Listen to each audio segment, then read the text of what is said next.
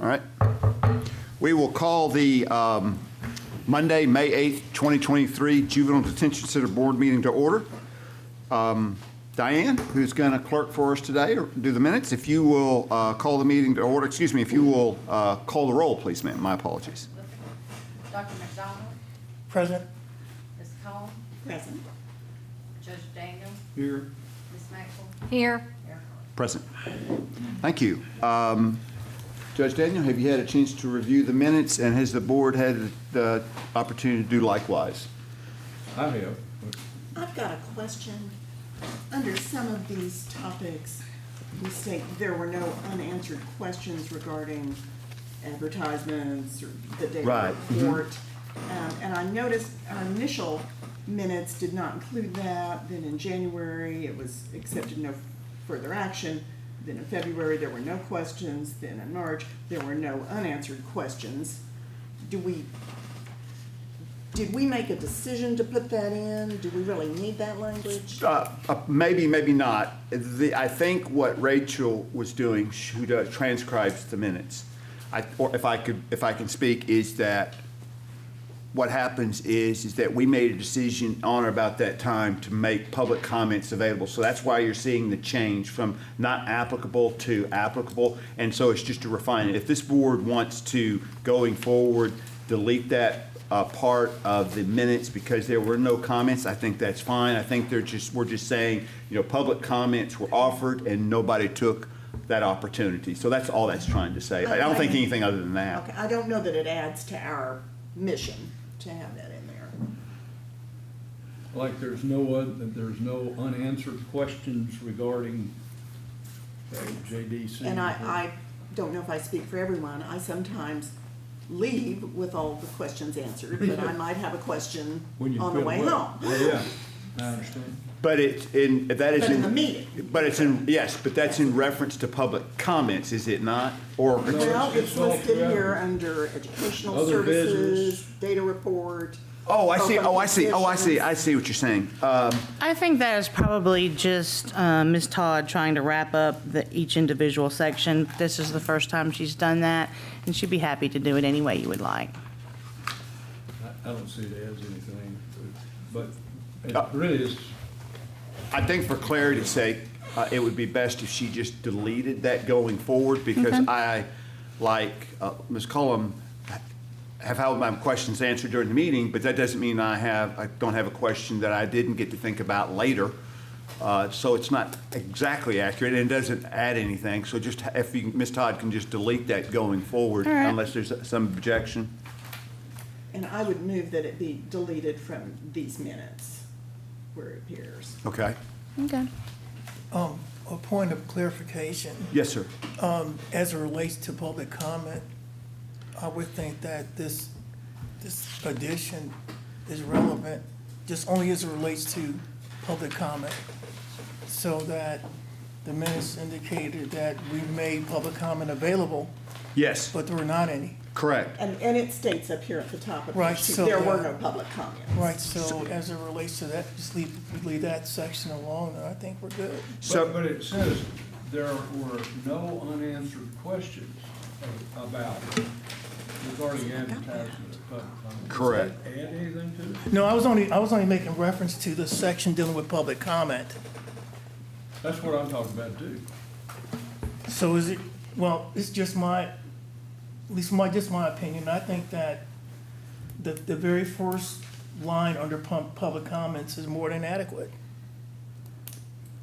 And there were no public comments. And then just delete the rest. That is, that what we're talking I about? hear what you're Yeah. saying, and so I would concur with your assessment. And so what I would like to propose going forward, under public comments, if there were no public comments, it only needs to state, there were no public comments. Yes, sir.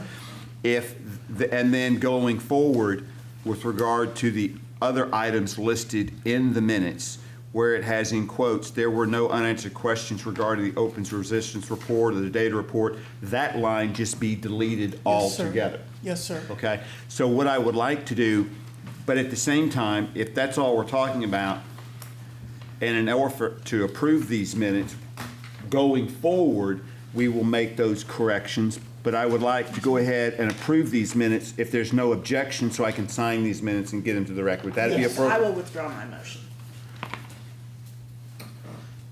Okay, that's fine. Is that okay? Yes. So just to be clear, well, we're going to withdraw, we're going to approve the minutes, and then then we will take a motion to Right. going forward Right. with regard to those minutes. If there are no public comments, we'll say that Yes. exclusively, and then delete those quoted comments after each report. Yes, sir. Accepted? Okay.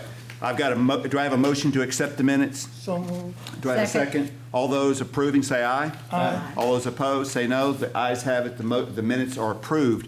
Now, do I have a motion to, if there are no public comments, confining that statement to there were no public comments? Do I have a motion? So moved. We have a second? Second. All those in favor say aye. Aye. Opposed? The ayes have it. And with regard to the statement, there were no unanswered questions regarding that particular report, we will delete that statement going forward. Do I have a motion? So moved. And do we have a second? Second. All those in favor say aye. Aye. The ayes have it. Thank you very much.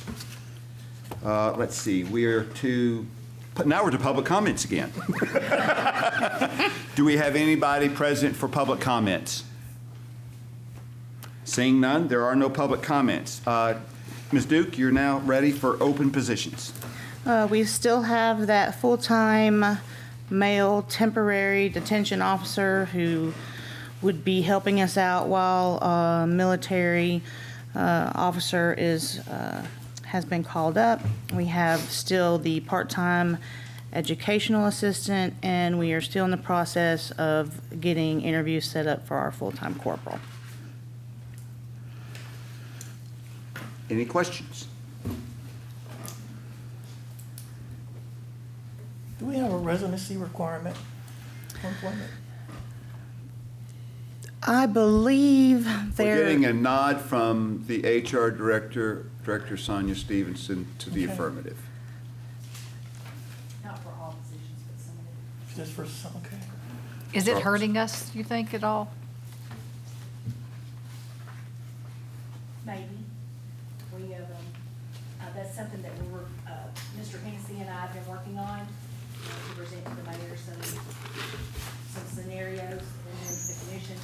So it could be, because we're kind of like Metro Nashville or State of Tennessee. We're they're getting- having to hire all around, and we're bringing in a lot of people from surrounding counties, so, some of your. I know how expensive it is So- to move here.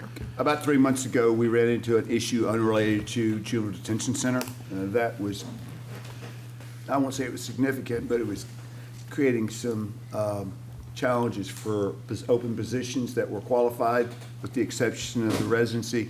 Rutherford County, as of the 2023 census estimate, is over 370,000 people. There are a tremendous number of people in the private sector who drive to Rutherford County now who live in other counties. And I think if we want good quality applicants, we need to kind of broaden that scope a little bit. I understand the need for certain positions being in Rutherford County, but I don't think that necessarily has to be across every position in Rutherford County, especially since we're trying to get the best we can. So I asked Ms. Stevenson and Mr. Hennessy, the Chief of Staff, to review that and come back with a recommendation. Sonia, just how far away are we from that recommendation? Can you give me an idea? Well, we've got that part of the recommendation ready, of the employee handbook, because Good. we're doing the totality. I actually had Cody's department and the GIS department to do some heat maps for us to show where people live. Okay. Where they're driving into, to use as an example with the commission. Okay, excellent. All right, so it's forthcoming. It is. Thank you. Well, one of the areas that it would appear that you need to have somebody close by is work like here, because if you have staffing problems or problems here and you need to call people in, you need them here now. Is that true as far as an exception to that? We have, our on-call situation is such that they are to return the call in a timely manner, and then if asked to report, that they should report within an hour. An hour. Okay, is it, if you had an emergency, is Any The, exception for that? the administrators and our middle management all are in a situation where we can respond well within the hour. We do have some new, or some detention officers that live a little farther out, but as far as, we've had somebody to call in sick and aren't able to come in, we need you to as the on-call detention officer, come in. I think that we can hold someone over for an hour and it still be okay. Okay, just wanted to make sure it wouldn't be a problem for this agency. And it would be the intent of the mayor's office to give the directors some flexibility in that regard. We are not looking for a cookie cutter solution, but more than anything, given through HR and the director some flexibility on how to best manage those kind of situations with the resources they have available. Any other questions regarding open positions? Thank you. Data report. Okay, you have in front of you the information on this report. There are, at the time that this was printed, there were 12 young people detained, and 7 of those were Rutherford County. And if you have any questions regarding this information, I'll answer to the best of my ability. And the TBD is waiting determination of transfer to adult court. That's correct. And when does that come up, if you know?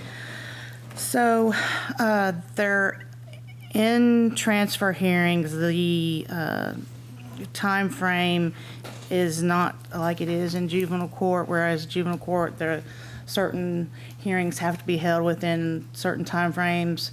Those that are bound over aren't handled that way, and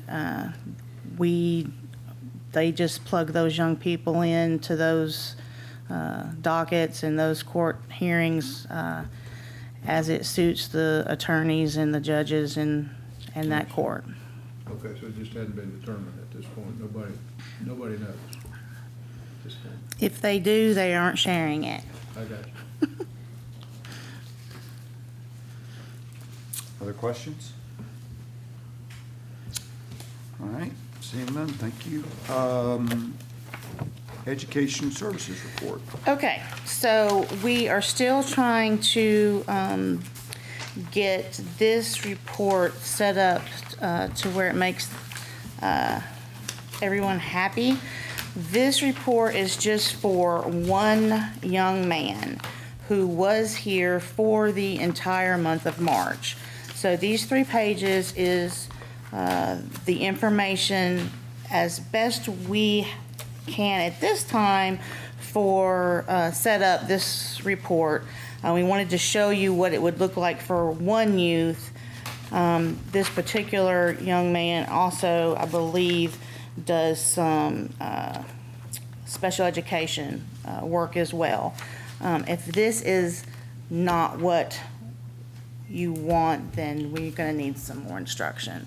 We originally had submitted the report that was sort of like a monthly snapshot of everybody, and I believe that we were asked to have individual dates and individual times, so this is what we have done. Now, if we move forward with this form or this reporting information, not every child will have an entire 30 days listed. You might have one child that's only on here for 1 day. So everybody is going to be a little different, but this is the type of information that you would get for one young person who was here for the entire month. What's the significance of the yellow there that's in the last page? Technically, that was spring break for young folks that are not detained at the Rutherford County Juvenile Detention Center. So it was just showing that we do school year round. Mm-hmm. We haven't, we've talked about, depending on some staffing issues, that we may go to a more traditional calendar as far as when we have school and when we don't. But for now, we're still doing school even when our county schools or city schools are closed. I understand.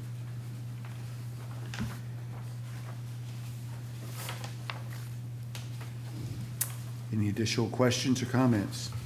The unique part of this is for the vast majority of residents, they're not here for a calendar year of school, right? For the most part, that's correct. So if this is the layer of detail that you're looking for, I think that Garland would appreciate the fact that I do at least mention that it is time consuming. It does take time away from him while he is or could be engaging one-on-one with the youth. But absolutely, if this is what we want for every child that's here, then he is more than happy to do it. Ms. Duke, I want to drill down on that just a little bit. So when you say this is time consuming according to Garland, in any way, can you quantify that? So, Because I'll be honest with you, anytime doing administrative services with regard to providing the board information is potentially, if not realistically, time away from the education of the student. And I don't think the board is interested in that at all. But at the same time, we would like some information. So there's kind of a balance here that we're Right. looking for. I don't want to speak for everybody, but I think that's practical. So, one of the things that can be a speed bump, let's call it, is if we have young people in the facility who are having a medical emergency, or if they're having behavior issues, because we are small and we are staffed at minimum ratios. When there are issues, even our educational employees respond to those codes. So that if we have a young person, everybody responds to the issue at hand, see what's going on, those that are needed to stay, and then the rest go back. So us trying to figure out how to easily document every day on the hours that each child was either participating on the laptop or in group, and who responded to the I mean, it took quite some time for him to actually be able to sit down and figure out how to keep up with it. Some kids are able to continue to do what they're doing during lunch because it's not an intense subject that they're working on. Some actually sit down, school goes to the side, they have lunch where they are, and then they resume. So it took him a minute to be able to give the information that he felt like that everyone would want with the timeframes on the days, and have to pull out all of those extra things that are unexpected. The construction of this spreadsheet, was that the lion's share of the work, or is it the lion's share of the work that they're having to do, Garland, is filling in the data sets? No, plugging it in wasn't the issue. It was sitting and figuring out, okay, I'm gonna have to have a monthly calendar with enough spaces so that when I go in at 8:30, I write down Lynn Duke English. Right, so I keep up with my, So what I'm asking is it, going forward, are we looking at a similar or same workload to reconstruct this every month? Or has the bulk of the work been done? Because I'm concerned that from an administrative standpoint, we put a burden on Garland that is going to detract away from their educational responsibilities. Does that make sense? right. So, if the work has already been done in creating this, and the rest of it is fairly simple and straightforward and not time consuming, then there should be no issue, but I'm concerned that. I think it falls somewhere in the middle, and the problem is every day is different. There is no normal, usual day at detention. And so he said, I think I can probably do it unless there's, lots of codes. If we have, this one can't, his struggle was that it's not like a classroom where everybody sits together and, he can easily say at this time on this day, we all did this, because Everything's different. it's always different. Always different. He wouldn't want me to say I can't do this, because he said I can do this. But Obviously, you just if did it. asked, just say, it is pulling me away a little bit.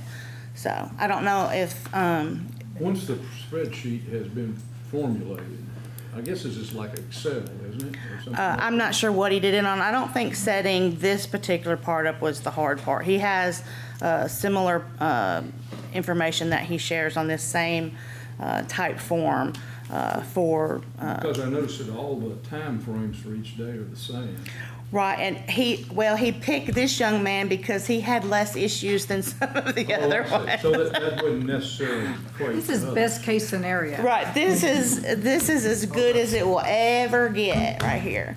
So let me ask this, Lynn, based on what the board is asking for in this regard, and it's not without some merit, is there a more simplified version that isn't as time-consuming, that still delivers the information that you believe we're asking for? This is kind of, I don't think that what we originally brought was enough. We actually had a even more detailed version than this, and he was, my. he was sweating bullets a little bit with this version. A little bit overwhelmed. And so I think between what we had come up with, I think he would be willing to say, let's give this a go if it's pleasing and if it's what everybody wants. And then maybe through a couple of months, different kids, different populations, and just see if Okay. it's really going to Okay. be an issue, or if we need to come back and say, Okay. can we think about this Yeah. again? Yeah, I think that's a good place to start. I'm fine. Do we report to the Board of Education about what we have provided? Because would this not Well, document that? actually, what he provides to them is even More detailed? less than what we had originally brought. So, Okay. It's not as vigorous as this. no. I'm in agreement. I think we need to try to find some balance here. What would be helpful to me is to maybe get a better understanding about the rubrics of things. If this information is already having to be generated for other reports, for other agencies, is it a more matter that the data is there, but the time it takes to extract it, to put this report together, is that what we're talking about? Or is there, the other thing I thought about was, how do our students sign on when they begin school? Do they go online? Do they have to document that they are in fact in class? Is that a way that we can track and pull this information out so that we got the students, even though it's kind of an honor code sort of thing, the students that are now generating and showing that they're taking these courses or they're at lunch or whatever the activity is, as opposed to putting this back on the administration? So the report that is generated through Edgenuity has how long it took them to take the tests, what their grades were, which we didn't think would be appropriate to share, the tests that they're taking, so the subject matter, but we didn't believe that that was a true, it was a good snapshot of what was happening, because even in brick and mortar schools that, that they get to go back to to their house at the end of the day. You know that when they're sitting in their English class for the 50 minutes of English, 50 minutes of that class is not completely focused on the English teachers. You know, there's, you know, getting ready and taking roll and doing this. And then imagine young people who have a hard time making good decisions to begin with. When you have a behavior issue behind you, then everybody wants to watch and see what's going on somewhere else in the facility, so that it didn't paint the picture of what was truly happening in those areas. And we didn't feel like it took out the part where you have the teacher or the presenter in there actually doing more than just the testing.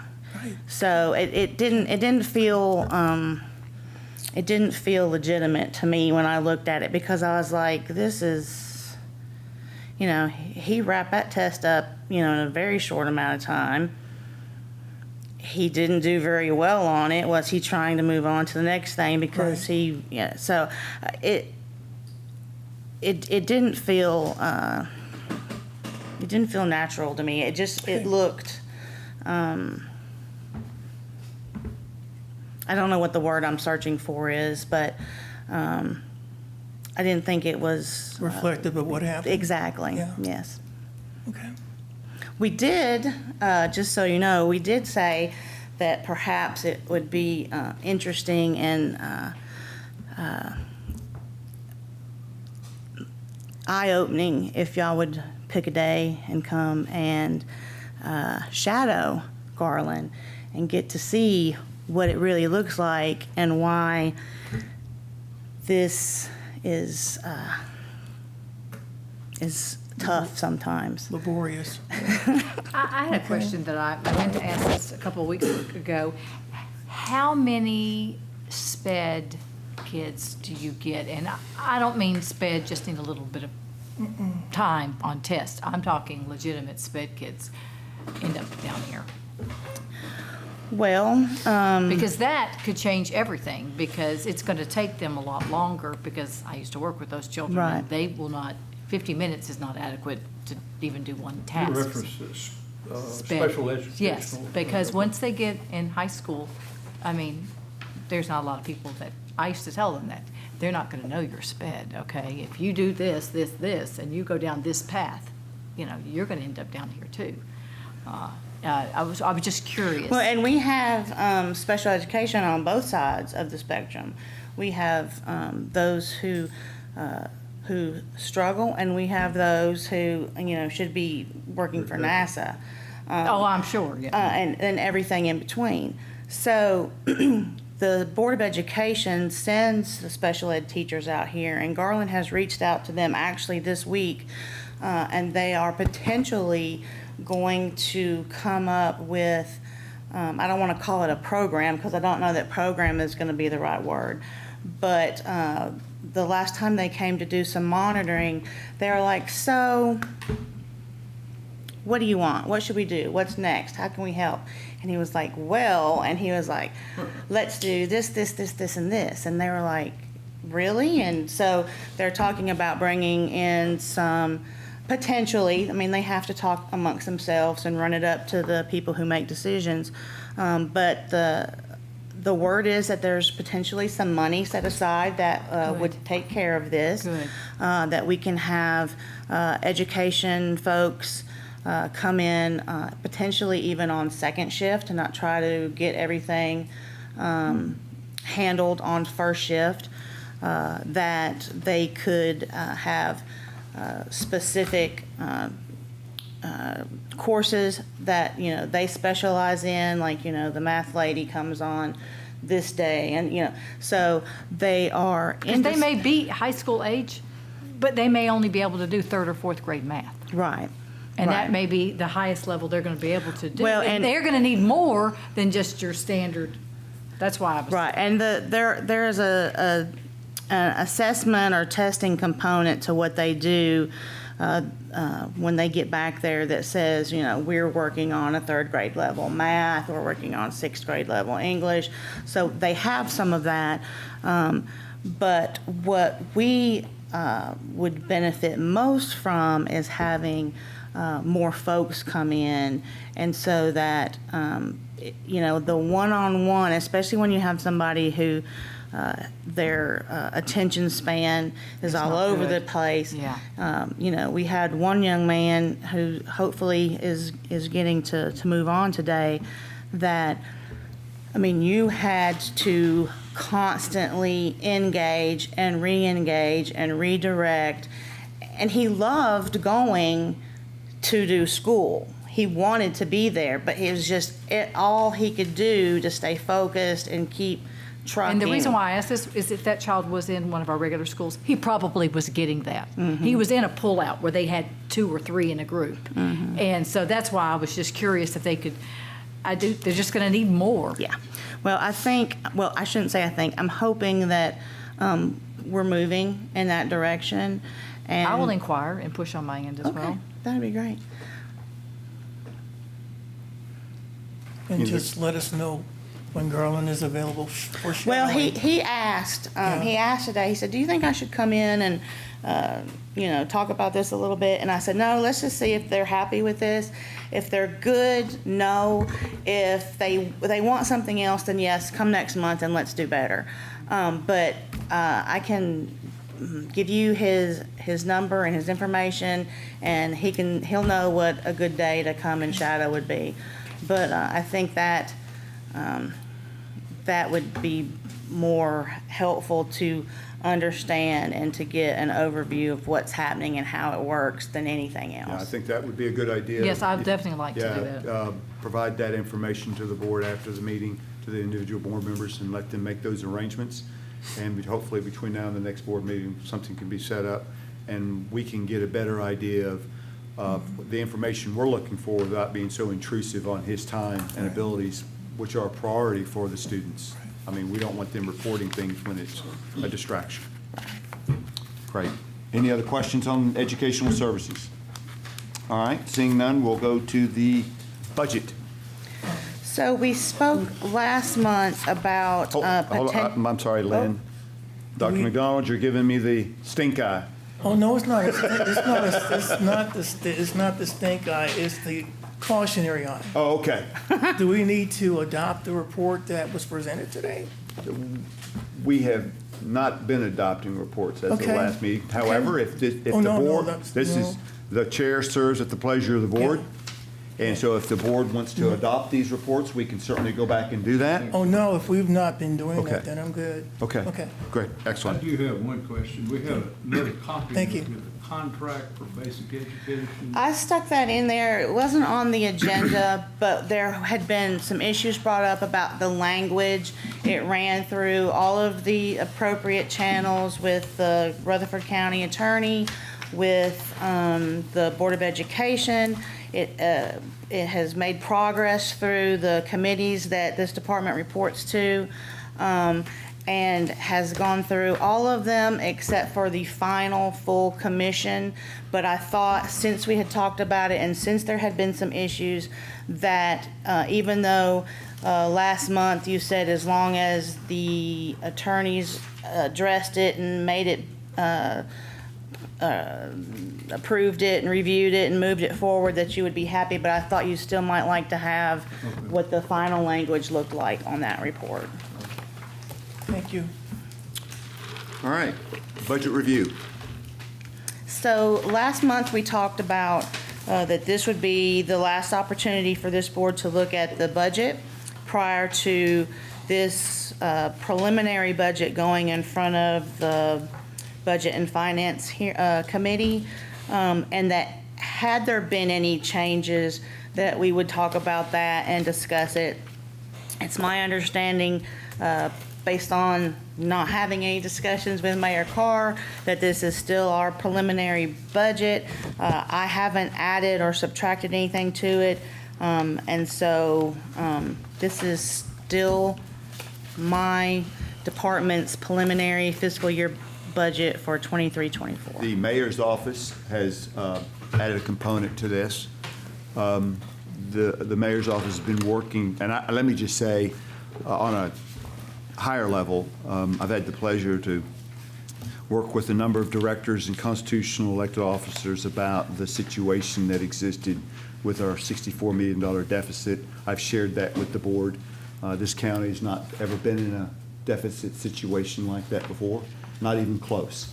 And so we're given the task of having balanced budgets, and that's a difficult thing to do. But all the directors, and including and especially Ms. Duke and her staff, have been very cooperative in coming back without increasing their budget from last year, with the exception of those things that they have no control over, like pension, insurance, and those kind of things. We just don't have any. We just don't have control over those things. Having said that, I have recommended to the county commission a 3.25% lift to the pay table, which will result in a 5% pay increase for staff. They've earned it. It keeps us competitive in a very, very competitive environment. And so I bring that to the board because that was something that I was hoping I would get to do. And I'm glad to make that proposal to the county commission. And it's my hope and belief that they will approve it.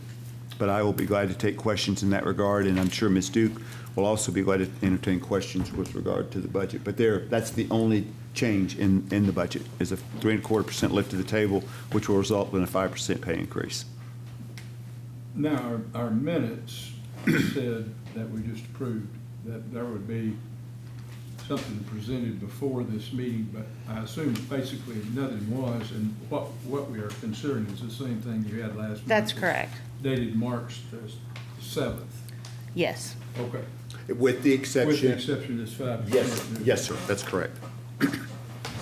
That's the only change. And that change is going to be reflected in all departments in Rutherford County.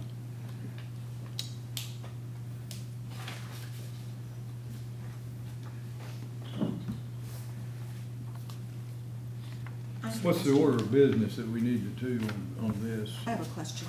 Yes, ma'am. Item on the budget for data processing services. It looks like that is increasing from $4,650 to $32,297. Could you talk us through that? So currently, and for probably 15 or 20 years, we have used a jail management system called SoftTech, and we currently are still using that software. There is a software that I believe would serve us better. It is specifically for correctional facilities. The Correctional Work Center is currently using it. They have wonderful things to say about it. I have done some, have had discussions with the county's OIT department about this particular software. They haven't had anything bad to say about it. They're pleased with how the support with this particular software works. The SoftTech, which is what we're currently using, is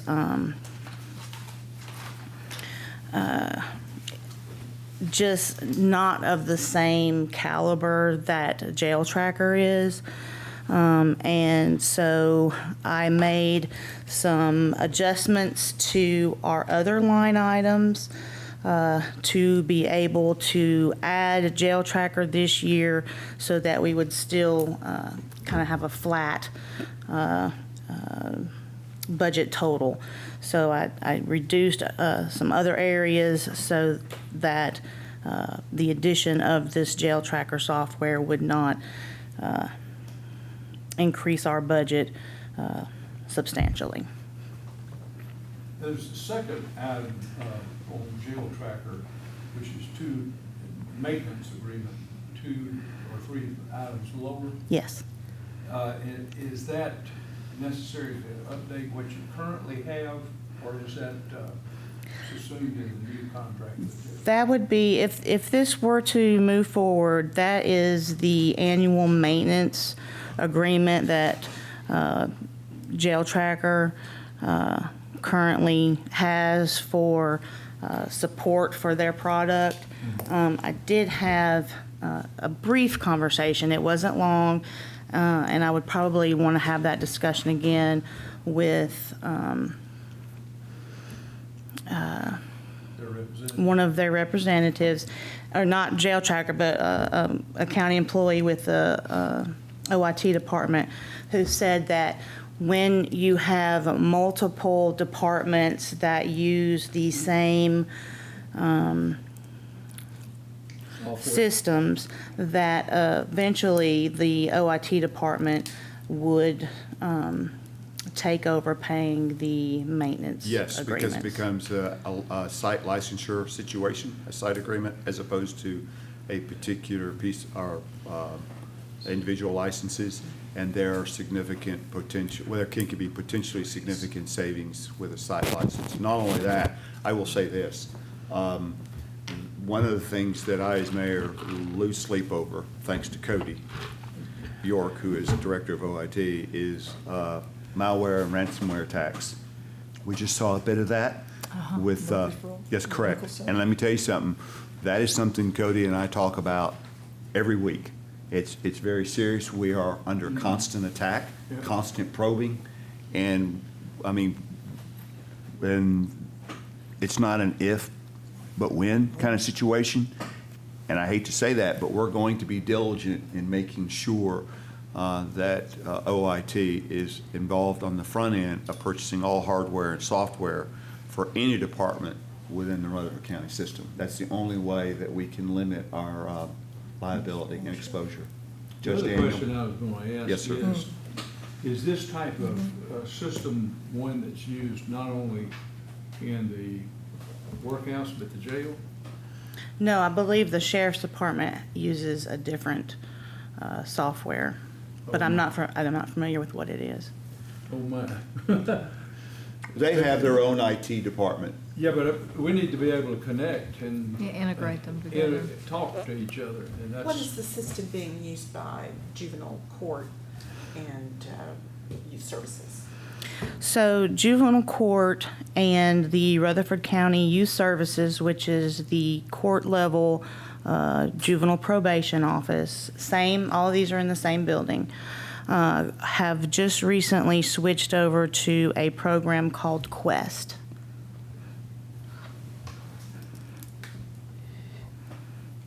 And am I understanding correctly that the administrative office of the courts provides some, if not all, funding for that program?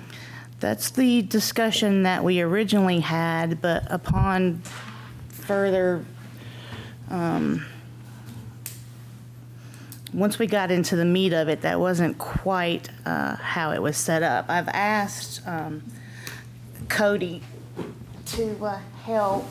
Yes, so I'm Cody York. I'm the director of the OIT, the Office of Information Technology. So I'm the IT guy, which just means that I have really smart people that work for me, and they explain things to me very slowly. So hopefully I can help explain that to you guys. So the Quest is a product that's being developed by a company in another state. It's already been deployed in other states. So it was kind of started for another state. Our administrative office of the courts has contracted with them so that they can come in and start putting it in to counties in Tennessee. There's a goal at some point in the future to have it be kind of a clearinghouse where you can, one county can put in information, another county can access that information. And that's really the sell to some of the youth services, because they can see people across, you can share information across counties. Couple of the way the licensing works is they are covering a certain number of licenses, but the licensing, the way that system works is once you log in, so the county would get, let's say, 10 licenses. Once you log in, you take a license. So then someone else could log in and they take a license. And until you hit the maximum, someone could just log in. But if that person, if you hit your max and I try to log in, you can't. So if there are 10 licenses already taken and one of her employees go to log in to do something, they can't get in. It's like checking in and out of library book. There may be Absolutely. 10 copies of the library book available, and if all 10 are checked out, you gotta wait till somebody checks one back in before you check one out. And one of the issues we are seeing in some of the other offices that are currently using this is unless you actively click check out, it's gonna keep that license Occupied. for, until you actively go in and click check out. So what happens is someone sits there at the desk, they log in, they get a license, reserve a license, they do some work, and then they go to lunch, or they get a phone call, or something happens, and then they walk away from their desk. That license is still tied up at that computer terminal. So that turns into a licensing problem. I think you've got 10 people that would need licenses for that. Somewhere between 10 and 15 just for this department. And the 2-week period in which they did a trial run to see how many licenses they would need, the other departments that were using it had already used up all of the licenses that were available. So, Actually, more of them were available. right, so some what of was, those are gonna be looking at getting licenses as well. so what was presented as free isn't. I've spoken to other counties who are being forced to use this particular product. Their court and their probation and their casework folks love it. And I've seen enough of it to understand why that would be a great product for casework or even for court. The clerks, specifically the Rutherford County clerks, which are the keeper of the records for juvenile court, they don't like it. They're not going to use it. They can't get their system to G and Haw with Quest. So there's an additional program that we all still have to use. And there's some additional functionality that doesn't exist that's particularly to what you guys do. For example, I believe that being able to upload images, so you can't take pictures of like tattoos or scars, identifying marks that would typically, or you currently are storing in your system, and I think required by law to store. So we would have to find a different solution for that than what they're currently doing. So it really, that Quest system really isn't built to be a detention piece of software. It does the court piece amazingly well. It has pre-written orders, and I mean, it's really, it's a pretty cool, for that functionality, that's really what it was designed to do. This is kind of like you know what, we might be able to make it do that, let's try to make it do that. And they're just not there with the functionality. So and I believe it's $700, last quote I saw was $700 per license per year, so you would be looking at a minimum of $7,000 or $700 a month, so it'd be, for 10 would be $7,000, that's a minimum, and that's, depending on how people logged in and logged out, you may need more than that. Right. But that's quite a bit less than $32,000. Yeah, and if it did the things they needed it to do, I think that would probably be a good option, but it's Have you not. visited with anybody from Williamson County or Knox County Detention? I spoke with Knox on the phone, and their detention says that they're going to use it, but they don't like it. And they're one of the people that their court system has strongly encouraged them to use it, whether they are fans of it or not. Cannon County, just down the road, so much smaller than us, they gave up. They were going to try to go with it. They didn't like it at all. We have a billing. I have some screenshots and some print-offs of what the jail tracker can do. Thank you. And it's already set up, if you'll notice, to do billing. It can, right now, today, create all these fabulous charts that y'all are gonna want and would love for me to be able to give to you now, but I can't. Their billing invoices are ready to go. They're already set up. They put your building diagram into the program so that you can see who is where and how many people are in each area. When you scroll on through towards the back, these were just some quick screenshots I took while I visited with the workhouse. You can see everybody on one computer screen. If you could see the different colors on this printout, if you hover over one person, it can show you who they're not allowed to have contact with. It's a great correctional or jail piece. I have also printed off some forms from Quest and have some of their forms, no charts or graphs, and how they keep up with Thank you. things like people who aren't allowed to have Little House on the Prairie, really? Well, that was just their example.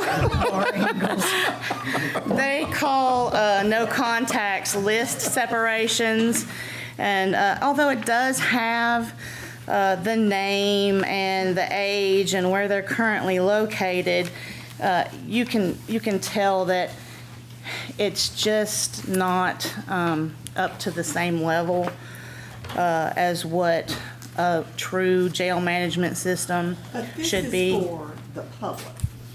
No, that is, Citizens can access the information at the workhouse, isn't that correct? I don't know.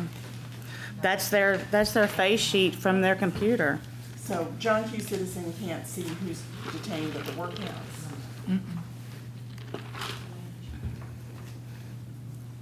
Not that I know of. Is it just a jail? Just a jail?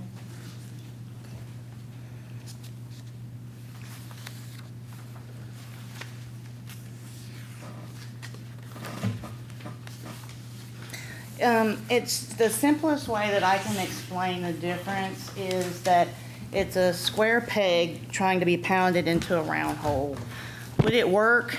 Yes. Would it be, many times this committee or this board, excuse me, has said that you would like to make it better for us, more improved for us. Quest is not it. Quest will make it harder, and if I have to choose between Quest and staying with a 20-year-old product that I do think there's better options than, I'd rather stay with Softtech. Okay. But you're proposing going to jail time. Yes.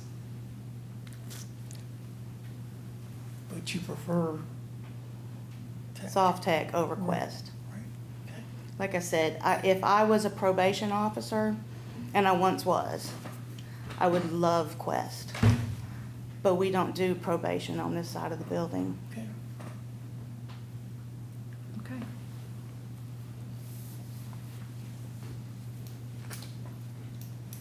Any other questions on this or any other part of the budget? This is an area I don't feel confident in talking about, when we're talking about technology and what one will do or the other, but overall, what I would hope to see is the ability of different agencies' software to be able to talk with each other and to communicate where you don't have to leave a whole universe to find out information, because I think information is the key.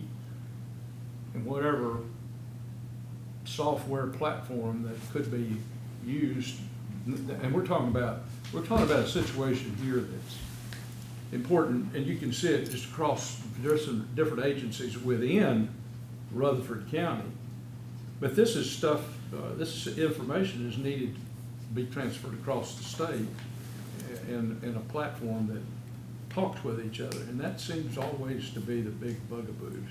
And what I'd hope is that whatever we choose has the capacity to interface with other things.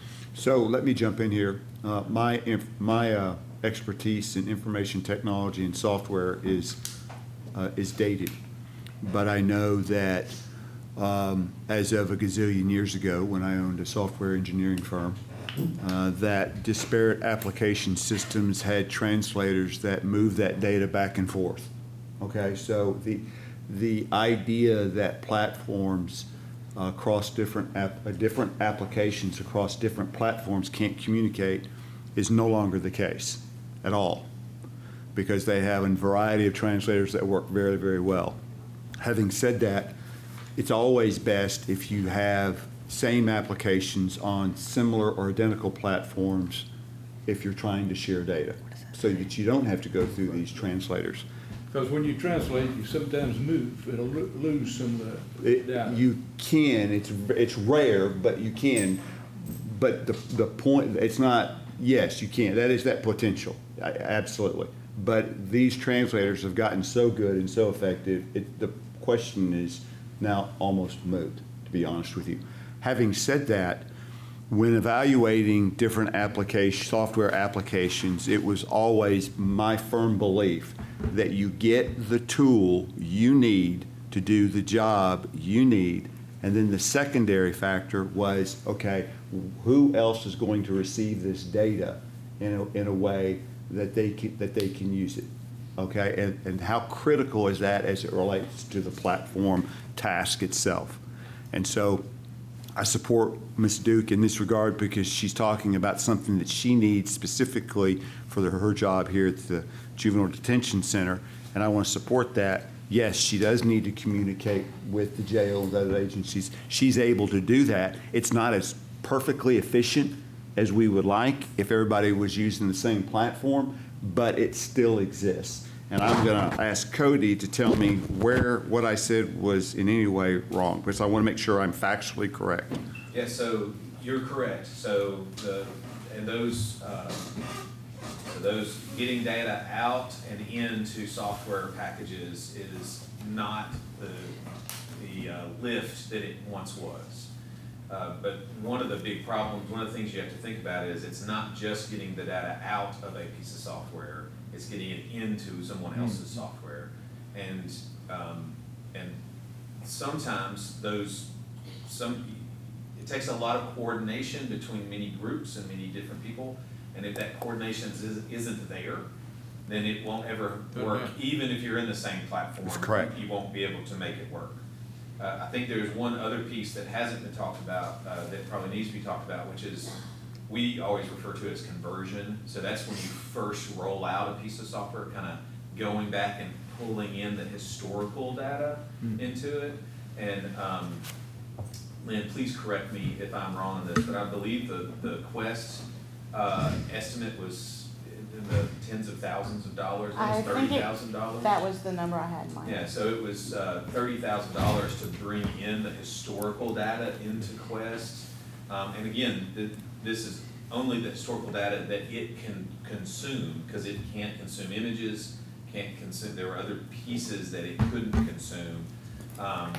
So that it's again, I feel like I'm not throwing rocks at Quest.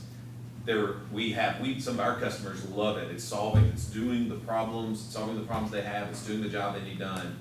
It just doesn't, from my perspective, and again, I'm not an expert in this, I've got, like the mayor, I've got to look at the experts and listen to them when they talk to me. But when they say things like, we really need to have pictures of tattoos and scars, and this doesn't allow that, then it kind of takes it off the table for me, because it says, okay, well, they needed to do this and it doesn't do that, so we got to move on. There is a program that everyone is still using. It's called Tensis, the juvenile court.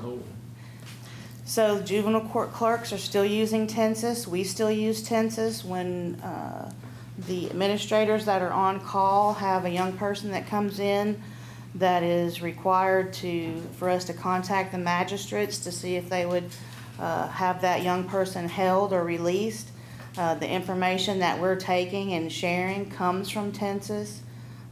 So there is still information sharing through the clerk's office that is the Tensis program, and we still have access to that. And that's an AOC That's supported piece of software as well. That's right. So a juvenile committing an offense that starts in Rutherford County and goes to Wilson County or Davidson County, and there's other offenses there.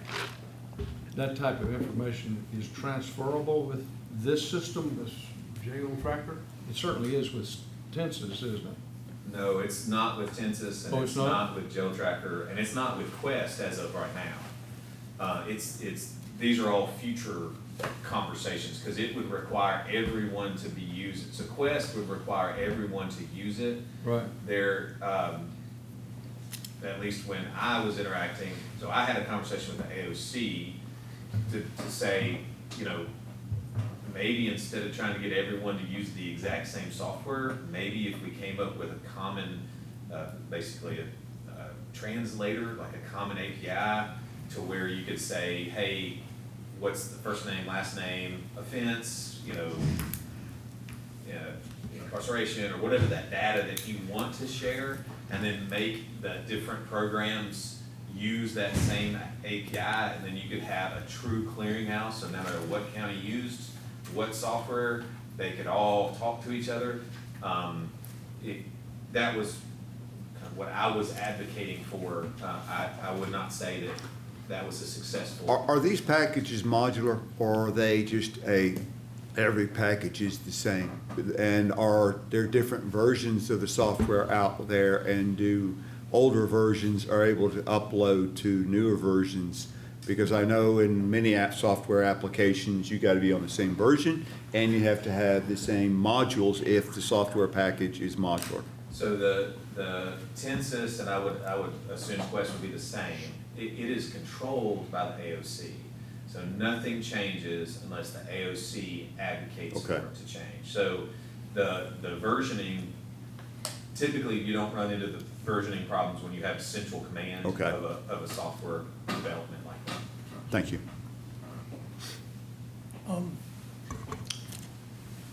When it comes to computers, I am the dumb rock. And so if I can understand it, then that's kind of my point of reference. What concerns me is for us as a board to make sure we maintain the stability of this organization. And so much of that depends upon the functionality of everything. I get the uniformity component, I get the conformity component, but for me, what's more important is functionality and for people in terms of boots on the ground. So I just want to go on record, and I know we're not doing this officially, but I do want to go on record as far as transcripts is indicating that I want to make sure that we stay the ship, that we keep the rudder where it needs to be on just about everything we can. There may be a window when we can experiment it, but I don't think the window is now. Well, another thing is, if it's going to be at least $7,000 a month, how many months would it take to offset the Right. jail tracker when it's less than $30,000? The only experience I have that I can kind of fall back on, because I've sat there, is when I was administrative elections in Davidson County. And we had a standalone system, and the state was going to a statewide system for all 95 counties. We had a real narrow window to make that transition, and there was just not any room to make mistakes, and mistakes were made.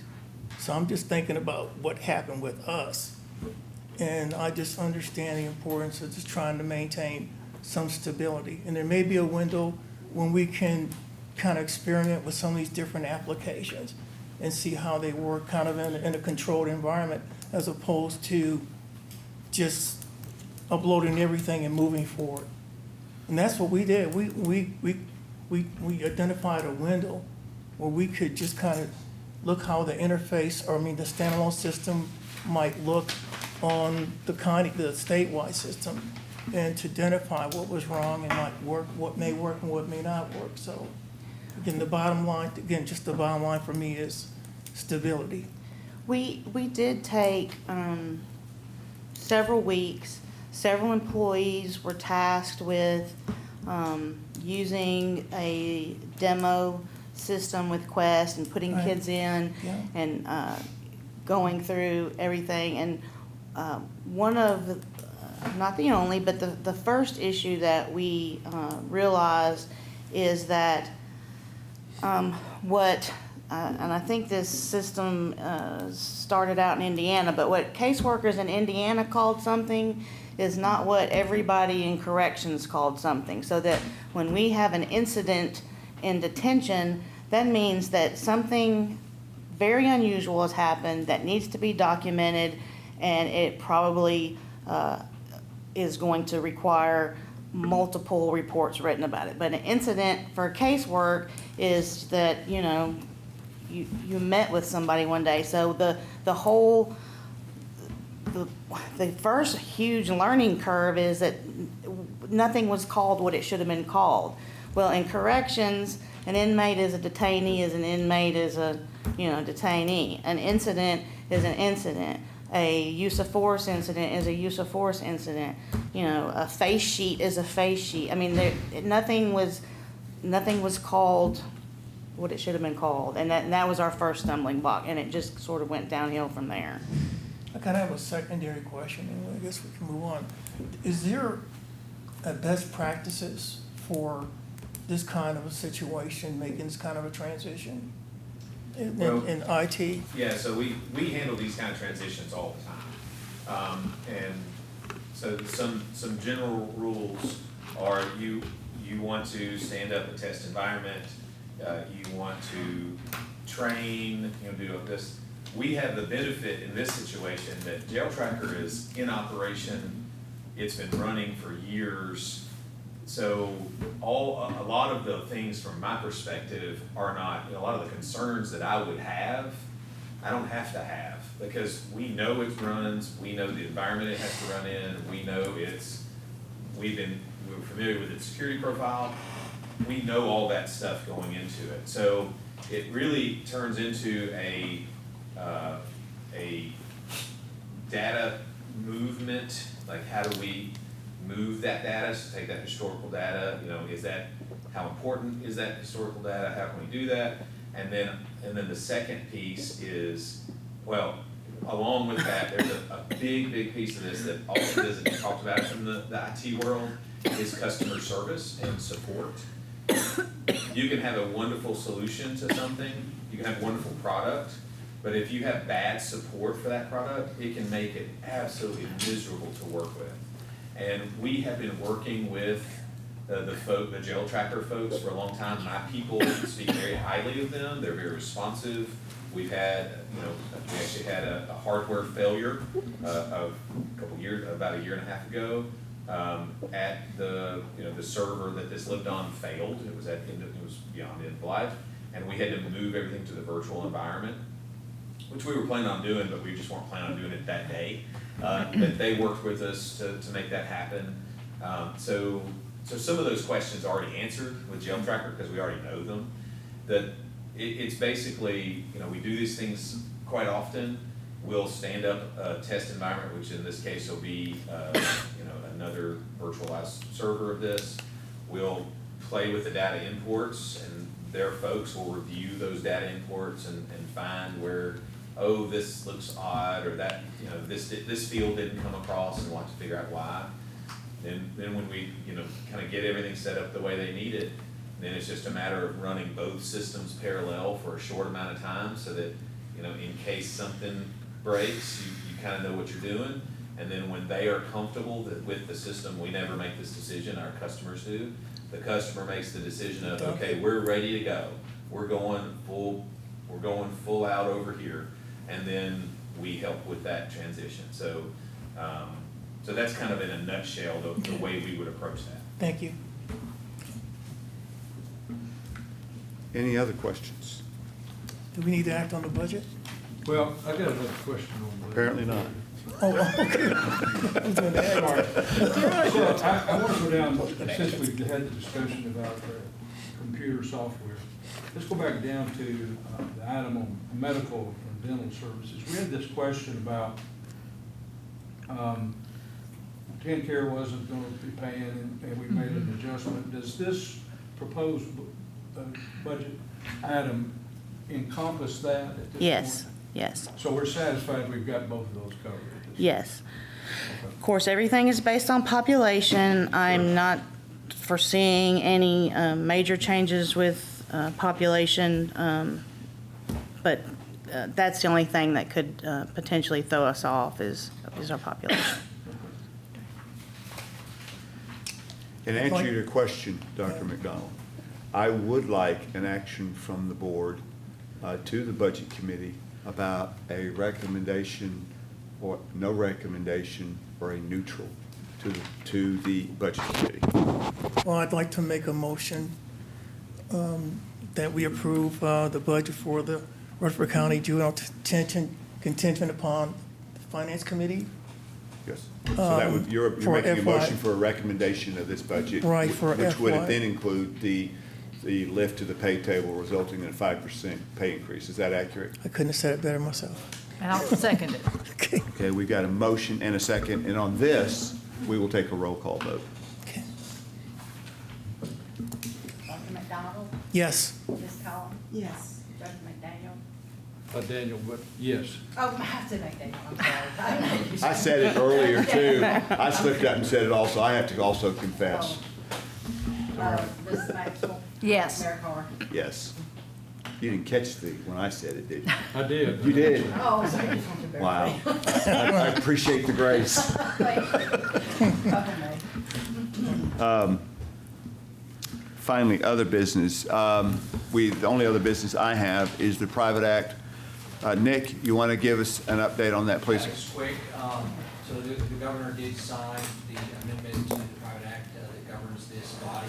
It was presented to steering committee last Monday and we received a favorable recommendation for it and advance it to the county commission for ratification, which is a constitutional requirement. So it'll be presented this Thursday for final ratification. One of the main things it did is it added 2 new board members to this body. Steering also announced the vacancies for those positions as well as I think that there are 2 that currently sit on this body that have a 1-year term who are also up for vacancy, and those were announced. So if those members whose terms were a 1-year term is going to be coming up to an end, please make sure you submit an application through the county mayor's office if you indicate a desire to continue on for an additional, what will be a 2-year term. The idea behind this was to get staggered terms, so every year there will be a nomination of 3 individuals each year on staggered 2-year terms, and it was kind of complicated to figure that out, but we've got it figured out, and that's the process. A point of clarification, Nick, if I may. This is not an appointment by the mayor confirmed or recommended by the steering committee. This is a steering committee application, correct? Correct. Thank you. So you have to go to the steering committee, not the mayor's office, although the steering committee application is at the mayor's Yes, office. that's what I meant to indicate, so you can contact the mayor's Okay. assistant for an application if you're one of those individuals who are for a 1-year term who's up for vacancy to indicate your desire to reapply. And when is I know there was something else in the private act, or as well as the change of venue, is that correct? Yeah, and I think we sent an email, I think, to Rachel, I think starting in, was it August? June. August. Lynn Duke is saying June. June. June, okay. So the next meeting? Okay, so June, okay, so in June will be the next meeting, it'll be at the courthouse. Okay, so excellent point. So the next meeting will be the same calendar date as we're currently on. And June 12th. yes, which would be the second Monday of every month. And this, but however, at 1 o'clock in room 205. No. Whoa, Okay. So thank you very much, Lynn. Because this needs to be into the minutes. this is the plan. So beginning at the next meeting, which is June 12th, in chambers, because there will be 6 board members plus chair and all the other people involved. Right, 205 will not be big enough. Okay. So we're going to be having it in chambers, which is the second floor of the historic courthouse. The courtroom is what most people call it. And I have spoken with OIT, who said if you would come 30 minutes early, so the meeting starts at 1. If you're interested, at 12:30, they will provide a tutorial on how to use the iPads. Yes. And the microphones, as this one will be live. It will be broadcast live, so that they will have an opportunity for you to see how everything works. And as I was jokingly said earlier, pick which seat you want, because once you sit down, that's where your name's going to be So from here on the out. chair recognized Madam Maxwell's rolling of the eyes. If anybody watched me at the school board, Coy Young and I are not fans of the iPad, but I can learn. Make it work. I don't use it, if you want to know the truth. I don't either. I get a hard copy and I work from a hard copy, so. Yes, Nick? Mayor, just real quick follow-up, so the two new positions that are being added to the board, those terms won't actually start until August. Right. Okay, but because the county legislative body takes a break in July. Right. We had to start the process of announcing the vacancies, not only for those two additional, but the two one-year terms that are currently on here. Those were announced this past week, so get your application submitted such that, and I guess it would be the June steering committee meeting is where they'll be making the selection for the vacancies. Those will get approved at the June county commission meetings, but the terms won't start until August. Yes, thank you Okay. for that clarification. June, July. Everybody got August. that? Okay. Got it. I don't even know what my term is. Is there any other business? Huh? Seeing none, Thought so. we are adjourned. Thank you. Thanks.